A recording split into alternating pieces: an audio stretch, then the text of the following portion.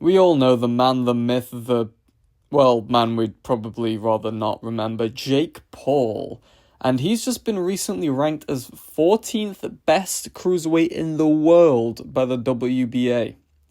That is, it's nothing short of insanity, to be honest. Does he deserve this ranking?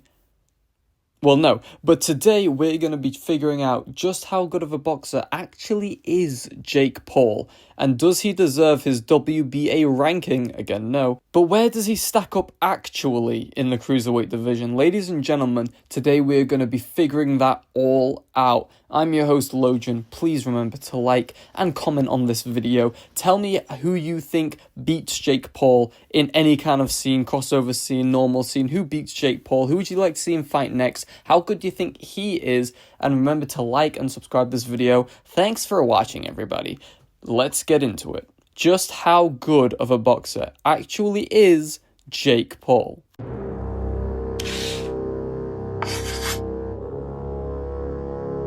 In comparison to most professional boxers' first 13 fights, Jake Paul's opponents haven't actually been that bad. I mean, Tommy Fury fought a guy who was like 3-100 or something crazy like that. So yeah, Jake's opponents haven't been too bad in terms of being a prospect.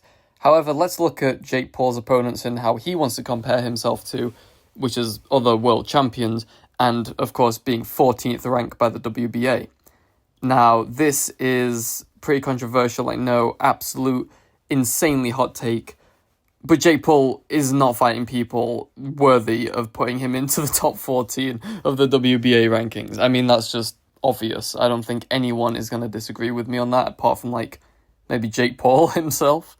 But yeah, let's go through all of Jake Paul's opponents, or at least his best and worst ones, and talk about why they do or don't give him credit. First of all, let's go over the worst opponents: Ben Askren, Nate Diaz, and of course 60-year-old Mike Tyson. 8-year-olds might think that Jake Paul was really, really cool for beating Mike Tyson, but Mike Tyson was 60, and I mean, like, he retired in 2005, and he couldn't even keep up with prospects back then. Put another 20 years of inactivity on him, and age, and you think he's going to be able to keep up with Jake Paul? The guy couldn't even walk to the ring without falling over. The guy looked like he couldn't even fight without taking a shot from an EpiPen or something. It was terrible. It was an absolute disgrace to the sport. Like, an actual disgusting, vile representation of combat sports. But you know what? Whatever, man. Let's just look at his other worst opponents. Ben Askren couldn't punch to save his life. Average journeyman bum. And of course, Nate Robinson? Yeah, Nate Robinson, that guy, the basketball guy. Didn't spar once in camp and then went into a pro debut. That's like you wanting to be a professional golf player and then not going to a golf green and hitting balls there. It's like just practicing your swing at home or something. Like, it's an absolute tragedy what Nate Robinson did there. But let's look at Jake Paul's best opponents. First of all, obviously, we've got the man who beat him, Tommy Fury. Now, Tommy Fury, of course, isn't really that good of a professional boxer. I honestly think he lost to KSI, and that isn't a good look for someone who's Tyson Fury's little brother. But you know what? It is what it is. Let's highball him. Let's say Tommy Fury is a pretty decent professional boxer. Jake Paul did lose to him. However, Jake Paul's been way more active than Tommy in the last few years, and if I'm being honest, might even beat Tommy Fury nowadays, because Jake Paul's probably improving a lot better than Tommy is, and Tommy looked tragic in his last fight against that random, I think it was Hungarian or something, I don't know, it was in Budapest, and it was just absolutely tragic. But yeah, Jake Paul's best opponents, aside from Tommy Fury, come in Anderson Silva, Chavez Jr., and Nate Diaz. Chavez Jr. was his last fight, and it was absolutely atrocious. I just want to go on record and say Chavez Jr. landed 3 punches in the first 3 rounds. No, I'm not making that up. Check the stats. In the first 3 rounds, Chavez Jr. landed 3 punches. That is an average of 1 punch landed every 3 minutes. That is absolutely atrocious. When I tell you I would be a better opponent for Jake Paul than Chavez Jr., I'm not even kidding. That is an absolute tragedy. And Chavez Jr. is on the back of a cocaine addiction. And yeah, he's got the whole former world champ thing going for him. but he's so washed. He is the definition of washed. The guy lost to Anderson Silva. Speaking of which, Anderson Silva, I'm not even kidding, I think is Jake Paul's best ever win. Because, yeah, he wasn't a world champion, but he beat Chavez Jr. when Chavez Jr. was better than when he fought Jake Paul. So, meh. And Anderson Silva came to fight. He didn't do what Chavez did and just cover up and whine like a baby the whole time. He actually came to fight, and he's got good skill on him. I think Anderson Silva is Jake Paul's best win by quite a far margin, and his second best win is Nate Diaz. Nate Diaz gave Jake some real trouble in the last couple of rounds, and he didn't have the power or the real boxing ability to hang with him in the mid to early rounds, but you know what? He did pretty well, and Jake got a good win there under his belt. Now, when your best two wins as a boxer are Nate Diaz, a very old retired MMA fighter, and Anderson Silva, an even older retired MMA fighter, does it look good for you? No, it does not. And I don't want to hear anyone before someone comes and talk about, what about Andre August and Ryan Boland? They're both really good boxers, and Jake Paul knocked them out in one round. Ryan Boland was retired for many, many years, worked on an oil rig, and was fat as hell when Jake Paul fought him. I think Ryan Boland is just another padded record journeyman. And Andre August, again, padded record journeyman. He was one-dimensional. And to be honest, it was a really good finish. I didn't actually expect Jake Paul to finish him that early. But I think a combination of the nerves of fighting Jake Paul and just being not very good and inactive from Andre August led to his downfall. When you compare these opponents to someone like Vidal Riley, who recently fought Chev Clark, a world-level fighter, to become a British champion, is it really even comparable? You can't put Jake Paul higher ranked than Vidal Riley, and yet the WBA did? That's kind of insane. Like, it's not even just insane, it's kind of disgusting.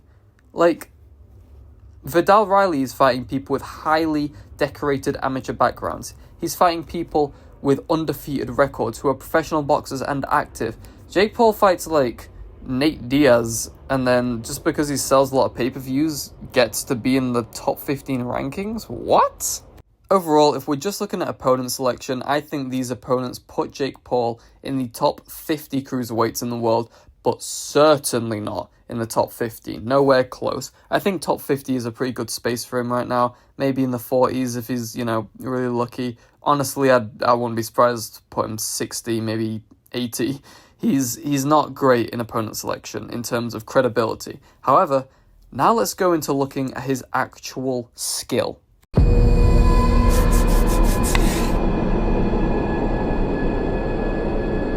Let's start off with what Jake Paul does well as a boxer. Coming up first, I have his jab. Yeah, Jake Paul's jab was always something he neglected in the beginning parts of his career.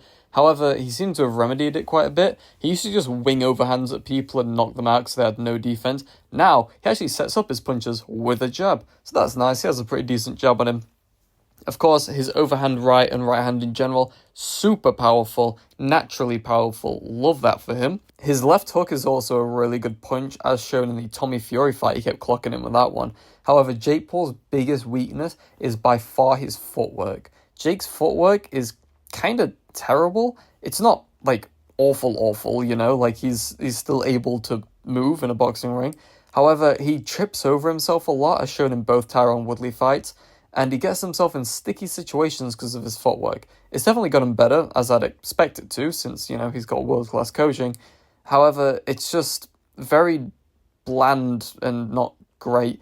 I mean, KSI's footwork is significantly better by quite a large margin, and he's had about half the training time as Jake Paul, so that should say everything about Jake Paul's footwork, to be honest. I don't know what his coaches are feeding him for that footwork, but they ain't doing too well. He seems to think a lot in the ring as well, which is good, especially in the early rounds. However, his cardio always lets him down, and I know going 10 rounds is very difficult. I've never gone 10 rounds myself, I've only gone up to 4, so I understand it, right? Going 10 rounds, very hard, very taxing. But he's training to fight 10 rounds, so you expect him to be able to get through 10 rounds, or at least 8. As soon as the 6th round rolls around, Jake Paul seems to be almost out of gas, and maybe that's because he's not a natural cruiserweight. He keeps talking about wanting to be a cruiserweight champion, but I think that's only because that's the easiest road for him to get a title, is beating Badou Jack as a cruiserweight.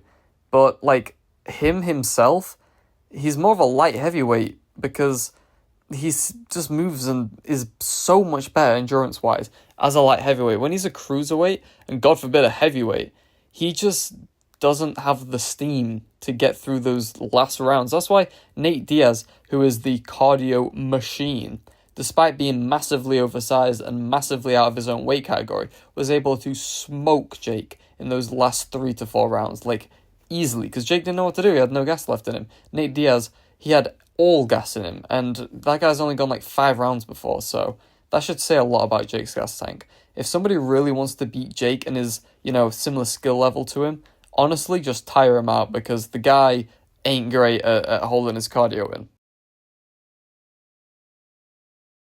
Ladies and gentlemen, looking through into conclusion here, Jake Paul is a top 50, maybe top 60 cruiserweight in the world, and isn't even remotely close to the top 15 as of yet. Could he get to the top 15? If he fights the right people and beats them, then yeah, in maybe 5 to 10 to 15 fights, he definitely could be. However, as of right now, the guy ain't even close to it, and the WBA should be ashamed of putting business before sport.